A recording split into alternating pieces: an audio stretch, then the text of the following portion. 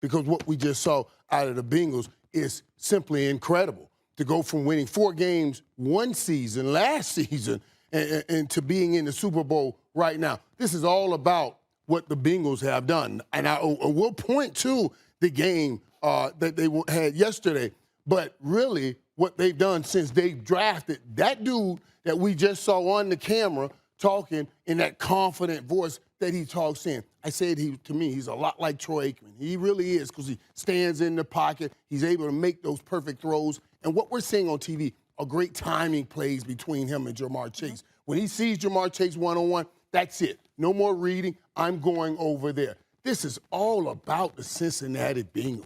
This is an incredible run, Molly. An incredible run to be right here, right now, playing that game.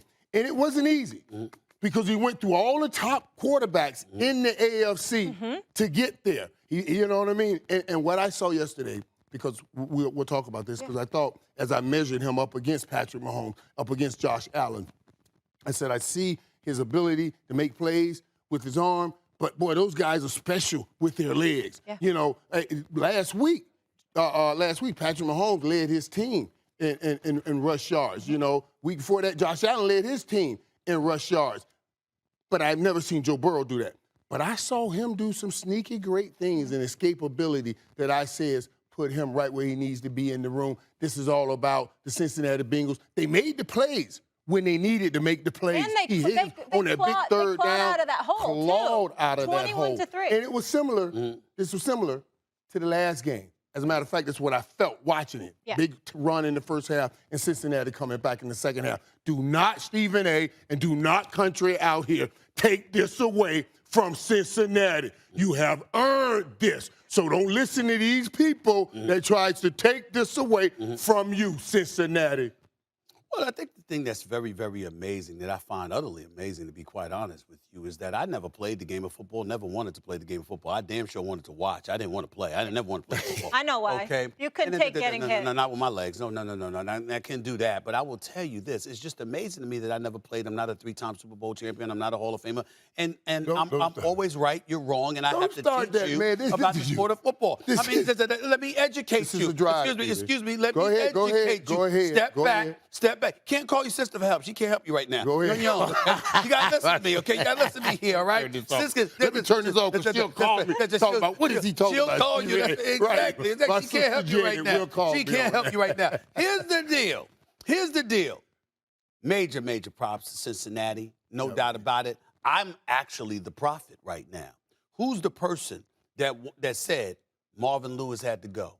You got 16 years on the job. 7 playoff appearances, not a single playoff game. The city of Cincinnati was getting on me. I said, excuse me, you get shot. I'm not trying to say he can't be a head coach somewhere else, but he's had his time. You need a new voice. Zach Taylor and his staff comes up in there. In 3 years, they got you in the Super Bowl. 2 years after they drafted Joe Burrow. You just can't say enough. Jamar Chase is an absolute stud. We get all that. T. Higgins had a big game yesterday. I get all that. Had 100 receiving yards, 6 receptions, 103 to be exact. I get all of that. But this is clearly about the Kansas City Chiefs collapse. There is no doubt about it. Who had the 21-3 lead? Kansas City. Who was up 18 points? Kansas City. Who looked like they were about to blow the doors off of the Cincinnati Bengals? Kansas City. Right. Who had the ball? Who was in position to go up to 28-3 and couldn't get it done? Right. Kansas City. Right. Who spent the last 2 quarters plus overtime scoring a grand total of 3 points? Boy. Kansas City. And by the way, that's with Tyreek Hill. That's with Travis Kelce. That's with Patrick Mahomes. That's with Andy Reid. If Eric Bieniemy had a hard time getting a job all of these years, it didn't get any easier yesterday. The second half and overtime of an AFC championship game with those multitude of weapons. I didn't even bring up Pringle. I didn't bring up Clyde Edwards-Helaire. I didn't bring up the other weapons that they have on top of the elite weapons that you had at your disposal. And all you can muster is 3 points. And by the way, you got the ball in overtime. It's not like Patrick Mahomes was sitting on the sideline in overtime and didn't touch the ball. He actually got the ball. But Hendrickson, Hubbard, and those boys got in him. And as a result of that, and Hill, the interceptions, and all that, as a result of that, Kansas City's offense was offensive. They were nowhere to be found when it really, really counted. And as a result, they home. But you it's that act simple. as if they was awful by choice. No, they were awful by force, by the Cincinnati Bengals defense and the style in which they played. They never got behind Patrick Mahomes. They stayed in front. See, this is why you can't argue with me. This is why you are no match for me, playmaker. What are you saying? If the playmaker was on Kansas City Chiefs, and he was on a Kansas City Chiefs offense that had himself, Tyreek Hill, Travis Kelce, Patrick Mahomes throwing the football, Andy Reid and Eric Bieniemy calling plays, and you mustered 3 points in the second half, okay, and that was it. In an AFC Championship game, you would be in the locker room saying, it's on me.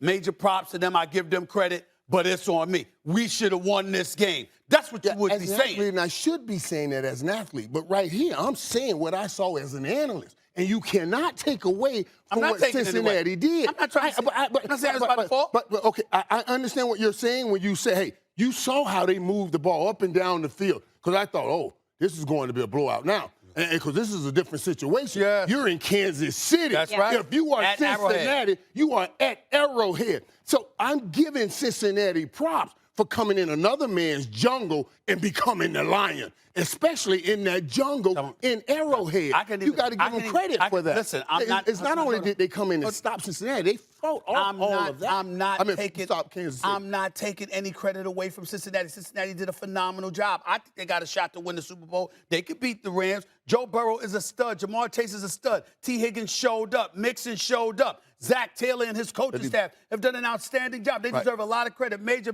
props. Yeah. Cincinnati should be the city, and Cincinnati should be proud. Really, they should. But what I'm saying to you is this. You look at Kansas City. Let's take a macro perspective. And I love Andy Reid. Andy Reid and I go back to when I was writing for the Philadelphia Inquirer. And he was coaching the Philadelphia Eagles all of those years.